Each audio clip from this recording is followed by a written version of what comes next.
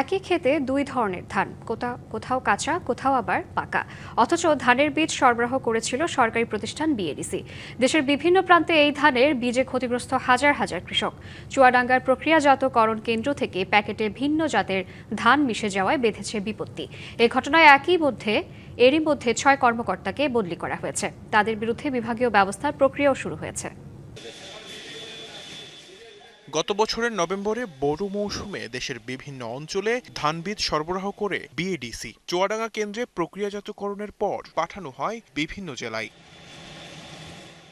তবে বিপত্তি শুরু হয় ধান গজানোর পর। একই জমিতে মিলছে দুই ধরনের ধান, কোনোটি পাকা, কোনোটি কাঁচা। অনেক গাছে আবার শীষ বের হয়নি।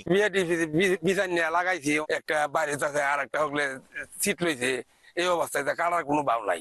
20 হয়ে গেছে গা, অর্ধেক হয়েছে গা 88, অর্ধেক হয়ে গেছে 29, অর্ধেক হয়েছে 5। এখন তো আমরা এই 20 আমরা ধান কাটতে পারছি না। সারা দেশে এমন ঘটনা ঘটলেও বেশি ক্ষতিগ্রস্ত নেত্রকোনা, সুনামগঞ্জ, ময়মনসিংহ ও রাজশাহী অঞ্চলের কৃষক। এরকম বিভাগে পড়ছি, যদি 88টা আমরা ল লাগে, যেগুলো বাড়িতে আছে এইগুলা তো শেষ। আমরা নিজে বীজ করলে বীজ ভালো হতো না। এখন বিএডিসি বীজ আনি আমরা সংরক্ষণ করে এই জমিতে করলাম। এখন আমাদের আর কোনো তো বাঁচার উপায় নেই।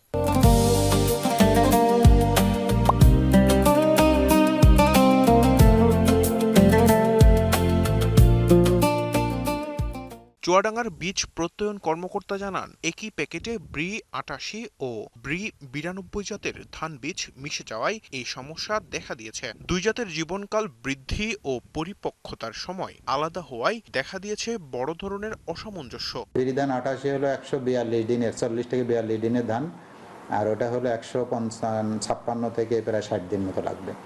এই সময়ের পার্থক্যের কারণে একটা ধান কাঁচা আর একটা ধান এখনো পেকে একেবারে কাটারই দরকার, এক্ষুনি কাটতে হবে, নাহলে নষ্ট হওয়ার সম্ভাবনা। অদ্ভুত এই কাণ্ডে তোলপাড় চলছে বিএডিসিতে। এরই মধ্যে 6 কর্মকর্তাকে বদলি করা হয়েছে। তাদের বিরুদ্ধে শুরু হয়েছে বিভাগীয় তদন্ত। 10 কর্মদিবসের টাইম দেওয়া হচ্ছে যে এই জিনিসটা কিভাবে, কোথা থেকে উৎপত্তি হলো।